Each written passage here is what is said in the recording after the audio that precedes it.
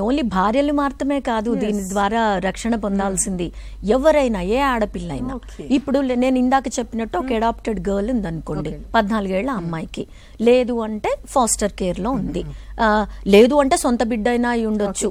ఎంతసేపటికి adapted children ని కూడా సొంత బిడ్డల కంటే పెంచుకునే వాళ్ళు ఉంటారు కాబట్టి. కానీ లాలో చెప్తారు ఈ adapted child, foster care child or anyone, వీళ్ళు గృహంలో వాళ్ళని ఏ రకమైన హింసకు గురి చేసిన, ఏ రకమైన హింసకు గురి చేసిన, ఏంటి హింసకు గురి చేయటం అంటే అండి ఏదో 4 దెబ్బలేస్తేనే హింస అని కాదు. Psychological violence also. Psychological violence అంటే ఎట్లా ఉంటుంది, వాళ్లే ఆత్మ న్యూనతలో పడిపోయేటట్టు చేయటం, వాళ్ళ కాన్ఫిడెన్స్ ని దెబ్బతీయటం.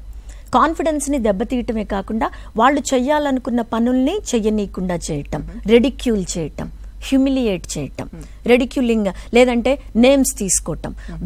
ఎందుకంటే మోస్ట్ ఆఫ్ ది టైమ్స్ భార్యాభర్తల మధ్యనే ఇలాంటి గొడవలు జరుగుతాయి కాబట్టి ఎంతసేపటికి భార్యలే తీసుకుంటారేమో అనుకుంటాం. కానీ ఈ తల్లులండి, ఇప్పుడు మనకు తల్లులు ఎవరైనా వివక్షకు గురవుతూ ఉంటే తల్లులు కూడా ఈ గృహహింస కింద ప్రొటెక్షన్ తీసుకోవచ్చు.